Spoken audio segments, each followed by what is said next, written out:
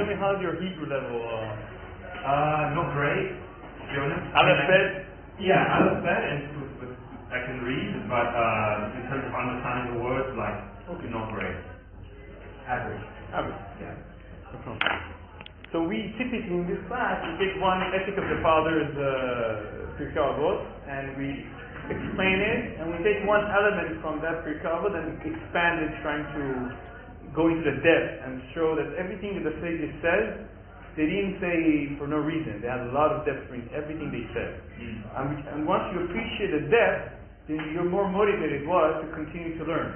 And that's what happened to me when I came here for the first time. I had one class that just kind of inspired me to kind of say, whoa, whatever you're doing, you have a reason for everything, right? So today we have a Pirkei Avot that says, Rabbi Yehuda Hanasi was one of the giants of the Mishnah, said, which is a straight path? Derech Yeshara, a straight path. Is that Adam that a person, the person, this Adam, the person, should choose on, right? And he says, all that is crown, benefit, use the word tiferet. I will explain that. To himself, it's crown for him, benefit to him, and also for his fellow man. Not just for him, but also for his fellow man. That's what we should do. He continues. Be careful with a minor mitzvah. Okay, like a big mitzvah. Why? Because we don't know the reward of the mitzvah. We just don't know. If we knew, everybody would be doing just that one mitzvah, right? And then he continues. Calculate cost of the mitzvah versus the reward. It costs you $100 to buy a tefillin, I don't know, $1,000 to buy a tefillin, but the reward, infinite. So you have to weigh it, right? Everything you do in life, if you make a decision, you weigh options, right? Consider three things, and you don't fall in a grip of sin. He says what? Know that there is above you a watchful eye, attentive ear, and all these are recorded. Now, I'm going to explain a little bit here, and then I'm going to focus mainly today on this part. Meaning, the mitzvah part, I'm going to explain, and then I'm going to go back to being straight. What does that mean in depth? Okay? So we just be careful with a minor mitzvah, like a big mitzvah, like a major mitzvah. Obviously we said we don't know the reward of the mitzvah. We have two examples we do know of. One of them is respecting parents. We're told that we're giving long life, not just in this world, but we're going to give them the long life in the next world. Also Shiluach Haken. You guys know what Shiluach Haken? This is a bird, and you pick out the mother, and you take the mother, you whip it off, and you take the egg. Also he said, he's giving a long life. Respecting father and Shiluach Haken, both of them you get the same reward. Now one of them is very hard. Respecting father and mother is very difficult. It just pisses you off, in one group. Shiluach Haken, very simple. Just take the mother, push it over, and just take the egg, right? Don't mix it up. But we're giving those two, we're known as the reward. Every other mitzvah, we don't know the reward. But there's another catch that is more deep. Every person has a neshama. And your neshama is different than his neshama, and therefore the mitzvah that you can do that connects you better with Hashem, meaning your soul connects better with that mitzvah, you don't know, right? So we say, don't underestimate yourself, because that mitzvah might be a better connector for you with Hashem. That might be your mitzvah that connects you, to connect the channel, right? So that's the deep one of the deep elements of this thing. Be careful with the minor mitzvah. Right? Like a major mitzvah, because you don't know which mitzvah is going to be the chain that connects you better. Right? And then he says, calculate cost of mitzvah against the reward. There is no money in the world that Hashem can give you, dollar, euro, pound, right? That can give you for a mitzvah. Why? Because mitzvah is infinite and it's eternal. This world is final. Finite, you come here, 120 years, and do whatever you got to do. And by the way, in Torah, everything that you have, there's no I have in Torah. In Torah, the word for I have, what is I have in Torah? There's no word for such things. I mean, it's illusion. The other word says, Yeshli, in relation to me, I had a house, to have a beautiful Shabbat dinner, to do bar mitzvah, in relation to have $1 million. I can do good things, I can do bad stuff. So in relation to you have something, and you can use it as a potential, right? So mitzvah is infinite, right? There's no money in the world that the Hashem can give you, says, you know what, I'll give you $1 million. And even if you give $1 million, let's say there's some bad people, they want to get their reward in this world, they don't want to have anything there. Well, fine, give you $1 million, but it's not really his, right? But that's only in relation to him $1 million to do something with it, right? So mitzvah is infinite. appreciating that will be more motivated to do this way. Then he says, consider three things that there is a watchful eye, attentive ear, and all these recorded. Against this theory, there's a watchman theory. That says Hashem created the world and let it run by itself. Comes Rabbi and says, no, don't think that way. Hashem created the world and he's watching, he's listening, he's running every action. How? That's Hashem. We don't know. He's the creator and he can do whatever he wants. Right? Once one knows that, he's more watching what he's doing because he's active. So Rabbi, on this element, he's giving you on mitzvah level 3 ideas. But these mitzvah level, and here he's giving you a straight path, is a character trait. So now today we're going to worry about, focus on being straight, yashara, deret yashara, the character trait. Right? And this character trait is very important because it's, in a sense, it's also the security for you. So we'll get into that. So let's dig deeper. Rabbi said, which is a straight path? Okay?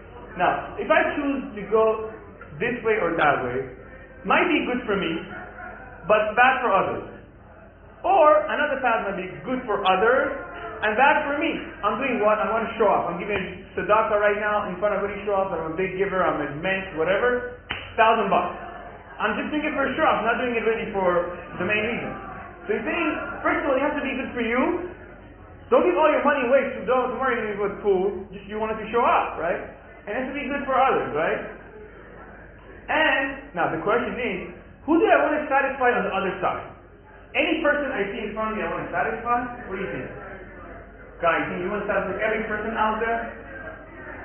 You can't. No, you can't, and if you don't want to satisfy, I guess, people that are bad, if someone asks me for a favor, but they're not good to me, they've been disrespectful to my family problems, sure. You wouldn't want to help those people. Sure. Beautiful. Exactly. That's why he used the word ha-adam. There's Adam, right? And there's ha-adam. That's why the Mishnah says ha-adam. You want to satisfy a person who has some sort of a straight, good mind. You want to be close to someone who's a mensch. Not just any idiot out there who thinks, oh, that's wrong, and he's just making a mistake, or some gangster, or someone who's unethical, or somebody who doesn't believe in the Torah, like I want to do a mitzvah. And the guy says, no, there's no God, and there's no Torah, whatever, I'm going to satisfy him. Okay, so don't do a mitzvah because you want to satisfy him, that just doesn't make any sense. So instead of saying Adam is not complete, Adam is only gematria of 45. Anybody knows you guys know gematria? Have you seen gematria a little bit? So Hey is 5. So basically when you hear Adam, Hey plus 45 is 50. That's like a person who reached the 50th level. Moshe Rabbeinu himself reached the 49th level of Bina, but once Mashiach comes to be the 50th. So you want a guy who's reaching high levels. You want a guy whose mind is in the right path. You don't want to satisfy everybody. So that's what it says Ha-Adam. Right? Now we always have contradiction in the Torah. We always have to reconcile them, right? Another Mishnah, Rabbi Yochanan says something contradictory. One should choose a good path. Here it says choose a yashar path, a straight path. Rabbi Yochanan in another Mishnah says pick a good path. So now we have to reconcile what's the difference between good and straight. Any ideas? And so I didn't know it myself, but these are all from Maharal and the major giant minds. Straight could be something that's constant, like there's nothing really changes. So it could be considered good, but it's just going in the same direction at the same, at all times. Whereas good could be up and down, but making constant progress and rather lifting yourself and being on a straight path. Okay, interesting. I think there's something to that, but I heard something else too. So let's think together. He said, Maharal explains beautifully. Good is in relation to God. Right? Straight is in relation to us. Our eyes will see straight. Right? God in relation to God, take a good path. In relation to Ben Adam, a person stays in straight path, because our eyes see straight. And we have that as a mitzvah. On the corners, you put the tzitzit on the corners. Why? Rabbi Akiva Tat says, very beautifully, in one of his shiurim, he says, we put it in the corners just to know if you make a turn on the road, you're going on a straight path. You make a turn. You don't have to go back to the middle path, you have a sign in the corner. That's the split. That's the split in the corner that you have a sign to go back to continue going straight. See how that works? So one of the reasons we have to split on the corner is for many other reasons. But the reason, one reason is just being on a straight path. Now we'll explain what's the reason about being on a straight path. Okay? So, okay, beautiful. Now that we have the straight path, let's define the straight path exactly. What is a straight path? Right? Just say straight is not exactly clear. So, straight path has to be the middle path, to be a balancing path. You want to be on the balance side, okay? And we see that in the name, right? Now, one other point. If you have a middle, that means you have to have sides and edges, right? Makes sense, right? So now, we can see that in the name of Israel. Yashar El. Israel is the Yaakov is also called Israel. We're called Am Israel, right? Yashar El means straight to Hashem, right? The name of Israel, our essence is being Yashar. Meaning, to go out of the straight path, we're moving around from our essence. The name of a person is the essence. If I'm calling you Guy, I'm calling you Aaron. Aaron is the man of Shalom, right? Your essence is making Shalom. Your essence is being close to Hashem and bringing Korban. I don't know in the temple. Now, Guy, I don't know exactly the depth of that name, but you can enlighten. My Hebrew name is Gidon. Gidon, who's a warrior, So that's not an expert in that name, but it's probably enlightened in the depth. But your name is your essence, right? So being Yashar, Israel is Yashar El. The name speaks about it. Going straight to Hashem. Another name for Israel and Yaakov was Yeshurun. Yashar to the 50th level. The 50th level, we count, if we have an Omer, we count up to 49. We don't count the 50th, and the 50th is Shavuot. The 50th is the sum of the parts, right? It's the music. It's like you have notes of the music, boom, bam, boom, boom, and together it's called the 50th, the sum of the parts. So we are aiming for having the understanding. Nun is the Binah level, is the understanding level. We are aiming to reach a higher straight level of 50th, right? So our name speaks about being straight, right? Also the word Tiferet, in the Mishnah, if you look at it, it says choose a path that is crown benefit, use the word Tiferet. Tiferet means beautiful, right? The crown means crown, but also inside you have Pe'er. Pe'er means beautiful. Something that is beautiful is balanced. You have a person with one eye big and one eye small, right? That's not balanced, right? So that's not beautiful. When you see a beautiful person, everything is balanced. He's not mixing up colors that are off, right? Be of harmony. And also, Pe'er is rooted in the word Rofeh. When one person goes to the Rofeh, the point of the Rofeh is to look at his body and see what's imbalance in the body and try to balance different parts of the body so they can heal. Right? Are we getting the idea of so far? We see this idea almost in everything. And that we're going to turn to. Any questions up to now? I was just a bit confused about the last point about the body. Well, can you repeat what you said? No, I haven't got it. I just put it. Just also in the body, we have the element of being the middle. Like if you look at the body, there's sides. Right. There's two parts, and there's an element that's connecting. And now we'll get to that. Have a whole list of things. I'll give an example. Also in Sefirot, in Kabbalah, if you look at the Kabbalah, on this side, I'll draw it better. I'll turn it forward. You see that the Sefirot have sides, and then they have the middle aspect. Right? And you see all the time the pattern of the middle and the side. You see it everywhere. Now we're going to get to that example right now. This is Kabbalistic. Is this Kabbalistic? It's also in Kabbalah, but also in the simplest level we have it. Right. Not just in Kabbalah. We have it everywhere.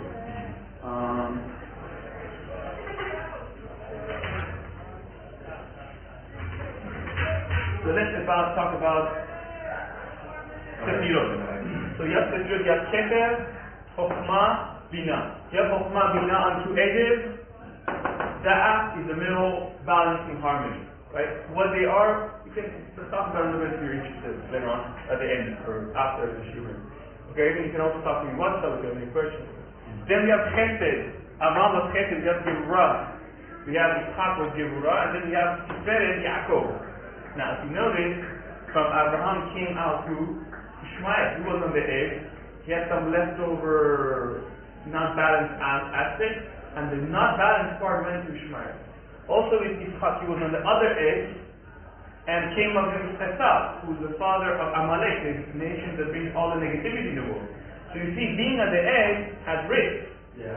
Now, being in the middle, compared to Yaakov, he has 12 kids, that's always the way of Hashem. Now, they made mistakes on the way, but they weren't perfect. They weren't mistakes, they were mistakes, they acknowledged it, they failed, but they came back up. But at a global level, they were not at the level of Ishmael and Esav. So you see, everything on the edge has danger, right? If you get right now, the Gaza and Safon, the north, where the war is, on the edge, right? You see on the edge, Tel Aviv is on the edge, right? And Yerushalayim is in the middle. Rarely they have problems in Yerushalayim in the middle. I'm just giving you an example. There are problems in Yerushalayim, but as an example, you see that the edges are friction and have more issues, right? When you're in the middle, you have a security, right? We're seeing that, right? Then you have Netachod, Yesod, also they have the Yesod, this is your step, being the middle path. On this level, it's the production, it's the kids, it's the future. So we have to see them, they're all grouped by 3. You see, they're always grouped by 3. Go with that. Now, Avot, Abraham, Yitzchak, Yaakov. We have Sefirot, we see Sefirot in the Kabbalah, they're all grouped by 3, right? You see the 3 groupings? Chokhmah, Binah, Vedah, Chesed, Gevurah, Tiferet, Netzach, Chod, Yesod. You see all the 3? Then you have holidays. Pesach, Shavuot, and you have Sukkot. You have always 3. So you have to have edges and you have to have a middle. Receiving the Torah on the 3rd month, the 3rd kid was Moshe, Aaron, Miriam, or Moshe was the 3rd kid. 3 levels of the nation. We have Kohanim, Leviim, and Israel. You see always the pattern of 3. You have Beit HaMikdash, 3 levels in the Beit HaMikdash. Also the Mishkan, they were grouped by 3, and they have 3 levels of where you can enter, where you cannot enter, who can enter, right? Then the human body, where we're talking about on the side. On the human body, I created a list, and this is a lot of from Rabbi Akiva Tash as well. He has amazing shiurim. If you want to know where it's happening to those shiurim and books, I can help you with that. So Rabbi Akiva Tash brings beautiful examples. The head has 2 parts, and there's another element in the head that connects the 2 parts. So we have 3 elements connecting the head, right? You have 2 eyes, you have 2 nose, and you have 2 ears, and the mouth, like the element connecting, right? You have 2 lungs, and then you have the heart connecting. You have 2 hands, and then you have the middle body connecting. And same 2 legs, and the breath, the production connecting. And you see the pattern. You have 2. He brings the liver and spleen, and another element connecting them, right? You see the pattern of 3 everywhere, and there's a middle aspect that kind of brings them together and harmonizes them, right? That's the yashar that we're looking for, right? Good. Now, so is there an exception to this? Is there any exception of being not in the middle? I'm sure there is. I can't think of it off my head, but I have to. Right. So you're wrong. Maybe it's because the path is more difficult, and if you want sort of given a more straightforward route, that if you sort of are able to overcome maybe Sahara, some type of thing, forces that are pushing you towards the side, you're able to overcome it, then you sort of gained up, you sort of climbed the higher mountain, so to speak. Beautiful. So you're on the path, but I'll just make it in Rambam. And Rambam says if you're on the left, you have to go all the way to the right, and then come back to the middle. Right? If you're on the right, you go to the left, and I'm basing on the reason. He says on the left going to the right. I'm being based on logic. If you're going on the right, you have to go a little bit back to the left, and then harmonize back in the middle. Now, I say in prayer, there's a concept. Some people that pray Amidah, right? Some people, most people are standing straight, right? Some people, a little bit turn to the right. Right? Because they say in the Beit HaMikdash, against the menorah, with the chokhmah, the knowledge, they want to get more knowledge, right? So they turn more to the right. Some say, no, I want more money. You want to turn a little bit to the left, right? So there's a middle path. Most people are standing in the middle path. So when I started to become religious, I was always turning to the right, knowledge, right? And then I saw a guy praying, and it was one of the guys who was praying with us, another minyan, visiting us. I was in LA, and he was coming to LA and visiting his father and going back. And I found this a beautiful, beautiful thing. See, when he goes down in the prayer, he was praying, going down to the right. Then he was bringing himself down to the other edge, to the left, and then on the way back up, he was centering himself in the middle. So that he was getting a little bit of the chokhmah, he was getting a little bit of the osher, balancing the back. So I kind of like it, and I started doing that instead of just being on one side. As an example, even in prayers, you see there's a concept of where to direct your attention. Knowledge, money, or the balancing act in the middle. So that was something that I wanted to share with you. I mean, maybe it's a deep point, but I don't really understand why you pray to the left for money, just because I feel like if you're praying to Hashem for money can sort of be part of that in general. Like, why does sort of money have to be separate from Hashem? So you have a great question. It's a deep question. I think that the simple answer to that, I'm not 100% about it, you can also ask anybody else. The simple answer at that level is like either he needs the money for Hashem, right, or he's at such a lower level, he's not there yet. He says, you know what, I need the money from you. I need the money right now. He will eventually jump to a higher level. But we don't tell you guys, don't pray because you're not 100%. Okay, you have to work on it. We're all working to develop ourselves. We're all elevated. You all have a chart, a graphic chart in the stock market. There's always ups and downs, right? In theory, now the stock market is all about, hype and beat them down, take them up, and but in a right path, nafanti kamti, I fell down and I come back up. It's a trend, right? And you can have the same thing. The guy who prays only for knowledge, there's a problem with that. Because if your knowledge is not doing action, it's better not be. Right. The whole point of the knowledge is to bring it to action and ask the same thing about the guy. But you know what? I was doing it for the thing. At the end, I figured that out. So the learning helps you figure to balance yourself out as well. So at some point, you have a chance to correct yourself, right? If you keep continuing to learn, let's say you learn 1 hour a day, 15 minutes a day, whatever. If you every day 15 minutes a day learning and you're building your skill set, you can tap into a different level. That's what you actually do every year. You're tapping into a different level of Torah. You're not using the same Torah every year. You're not the same person 10 years ago, right? So that's the idea, right? Is that clear? Yes. Okay, thank you very much. No problem. So now, Ramban he made his exception. You can always balance the action to the middle. Now, what's special about being in the middle path? That's the whole point. What's special? And the whole point of being in the middle path lasts. Our sages tell us that Yaakov did not die. Yaakov, the Tiferet, he was the middle path. He wasn't on the edge. And just Yaakov, he's embedded on Kisah Kavod. Kisah Kavod in a deeper terms means the cherubim. You don't know what that means. Don't get there because we're not supposed to visualize. But the whole point of it saying Yaakov did not die. Why? Because he was in the middle path. He was a Tiferet. Right? And that's the protection. When you're always in the middle path, you have protection. Maharot is a beautiful comment, a beautiful statement. There's a dispute when you bless the kid, if you should bless with one hand or should bless him with both hands. What do you think? Both hands. Why? There's more connection. I guess it's all physical. So what do you think? What was it about when you bless a child? Well, do your parents bless you ever one hand or two hands? I feel like they usually do, if they would, maybe they do one, but I don't know, two seems better as well. He said, I thought about it. Our Father blesses you. So he has a beautiful image. Maral says, if you bless with one hand, you're on the edge, and the blessing can go out as if from the other side.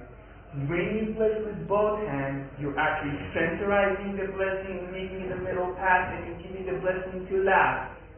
So this is the same concept here. And he brings you another example. He says, when the pasuk, the verse says, Hashem created the Beit HaMikdash, he says, use his both hands.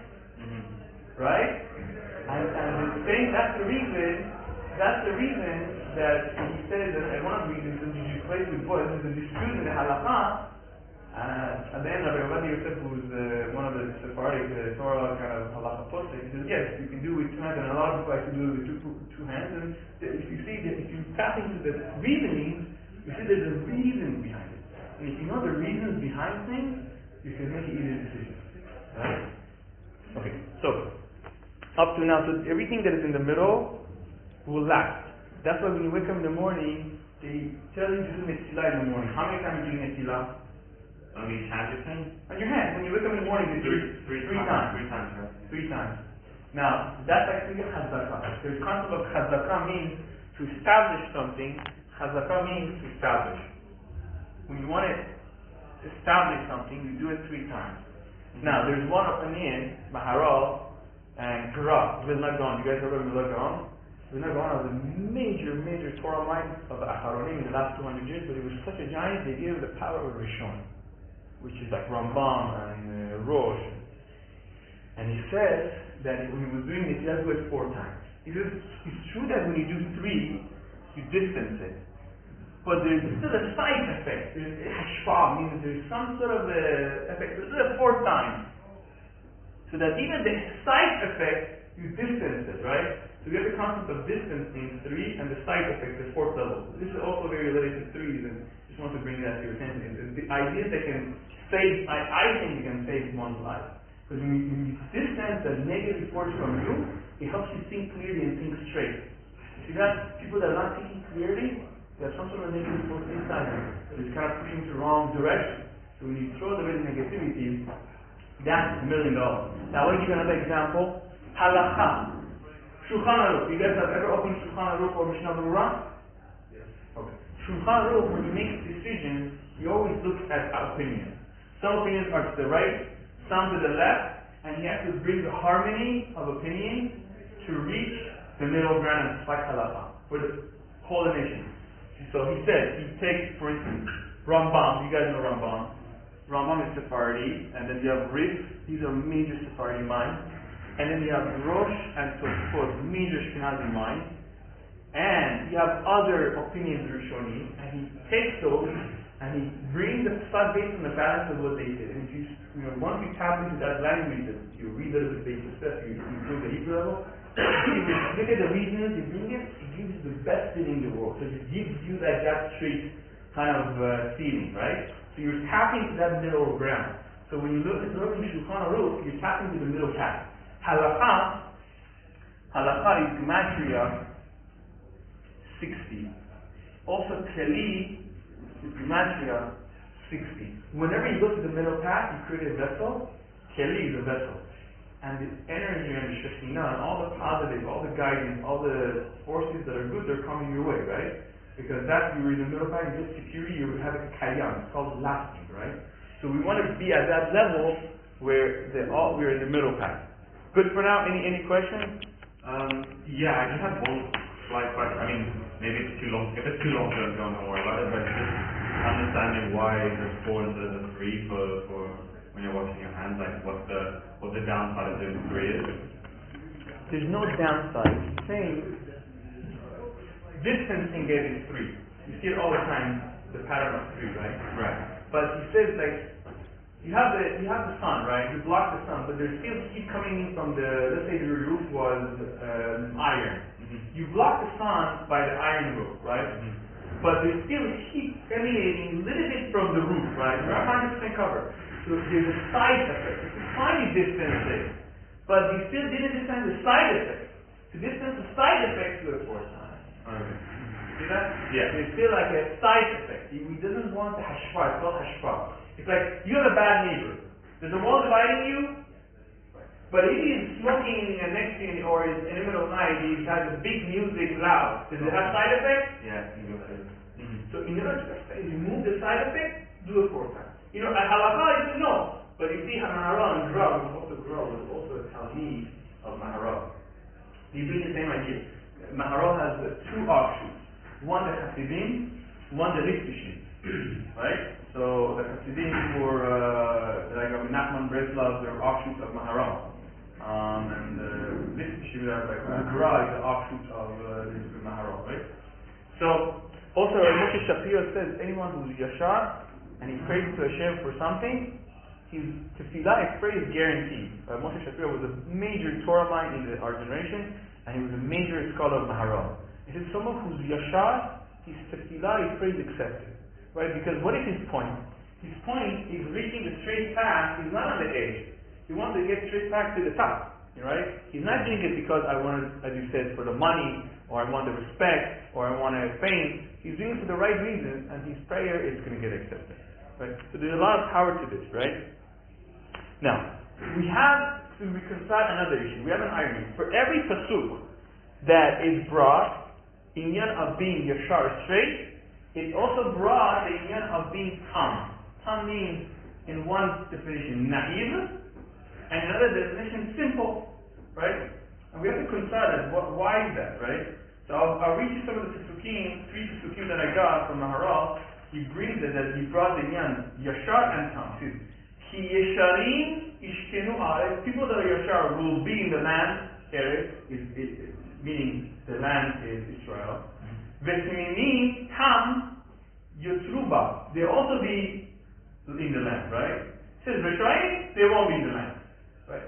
First simple level, Aretz means the Eretz Israel. But on another level, Aretz is Kayam, it's lack. When someone who's Yashar, he will lack, he will be in the land, he won't go in the water or in the air, right? He will be Kayam, he will lack.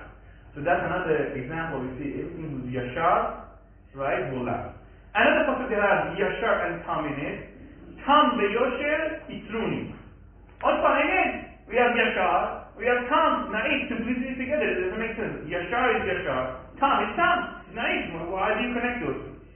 Now, Shomer Tam, guarding the Tam, Vero'eh Yashar.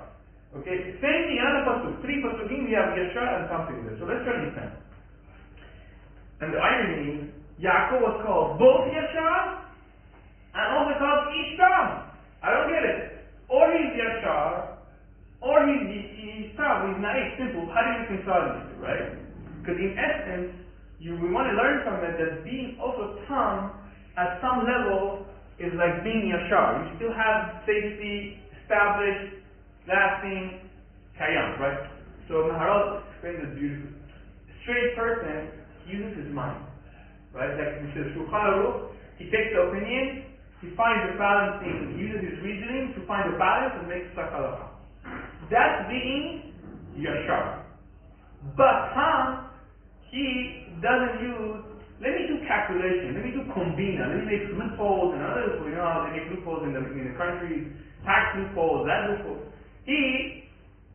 They told me to do this, put the in, keep Shabbat. I don't do my own calculation. Simple. They said it, the sages know. They don't play for the money, they don't want the money, they don't want the respect, they don't want the fame. They know what I don't know. I go follow them.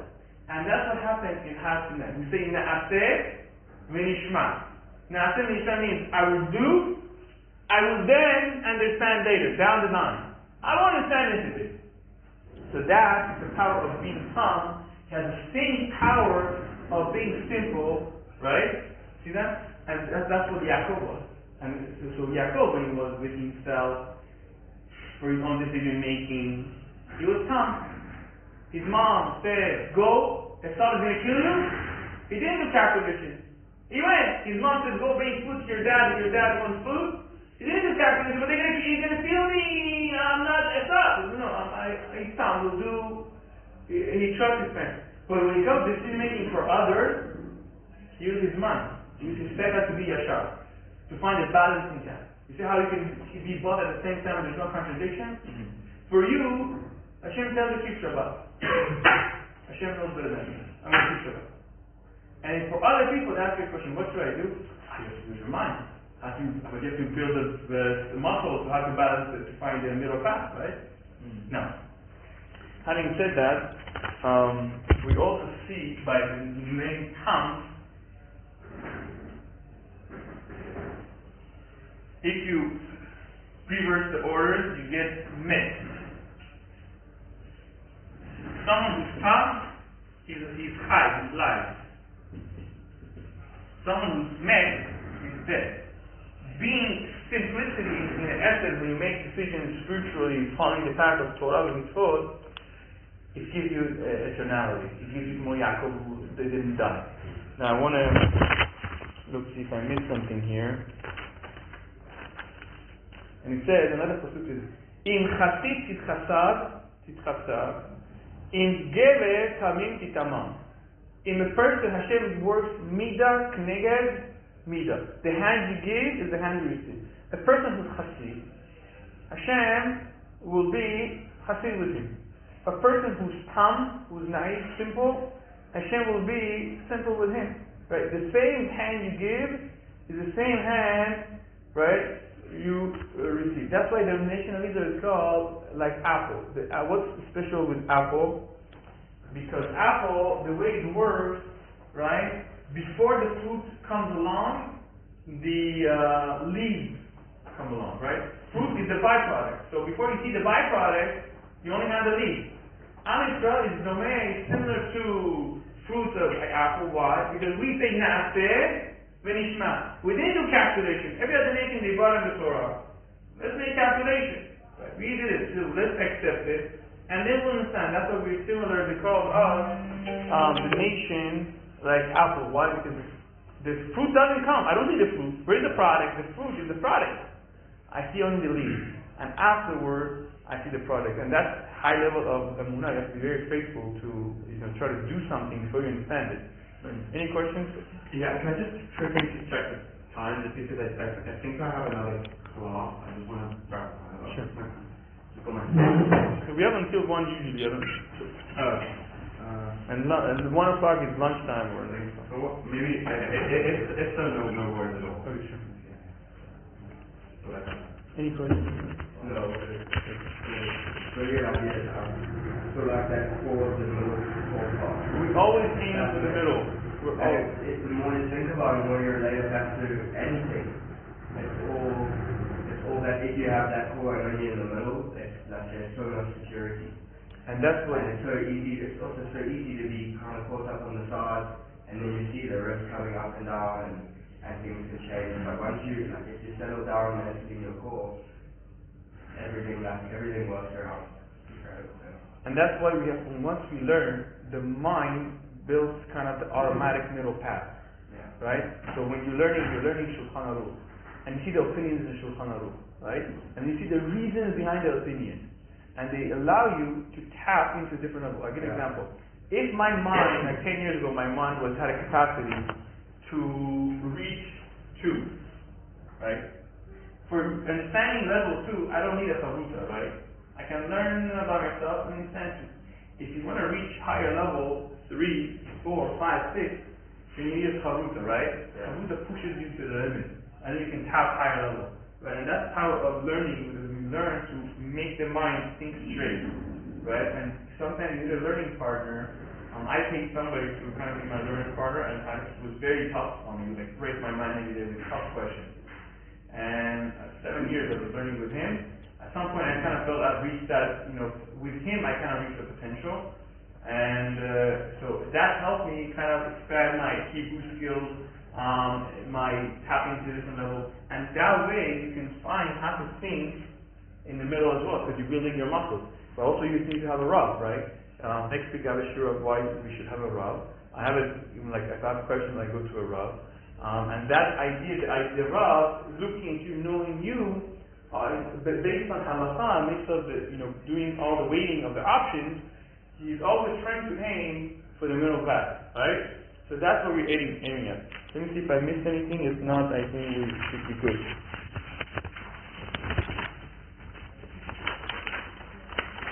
Okay. Another point. That's what the reason, when people say, don't look into the future, right? What's the value of looking into the future? Is there any future? Can you look into the future? Can you know the future? No. Why? You're looking in the future. All people go to this. All kind of people looking in the future. And stars. All the people, all this, guys 100 years ago, 1,000 years ago, were looking at stars. What do stars tell you?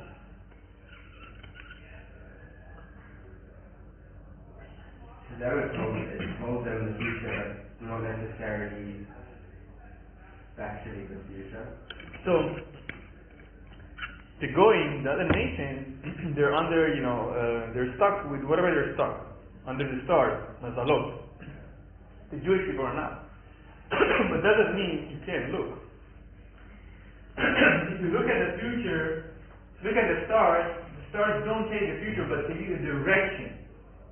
Remember, I took a test at this time also. It says when Egypt, they say, throw all the toys in the water. They didn't know for a fact what it's going to be. They saw the direction, someone will come. It was directed. They said, look at the stars, the direction was going in a way. It wasn't 100%. That there will be someone who's going to come and save the Jewish people from Egypt. So when you look at the stars, you don't know for a fact. You're looking at direction. Where is it directed at? And the thing with the Jewish people is, we're beyond the stars. So there's no point in looking at it, because we have a potential with our actions and our prayers and our learning, whatever, to tap into this level to go beyond. Right? So if one looks at the future, he's sucking himself under the mazalot, under the stars, and he's stuck with that. That's the funny thing of looking at the future, or looking at the direction of the future. The best way is not to look at the direction. The best is to be Tam and Yashar, and according to the system, when you go according to the system automatically protects you to be above the stars, and that's your protection. Right? See that? And that's when the sages say something, they have a lot of depth, and we just have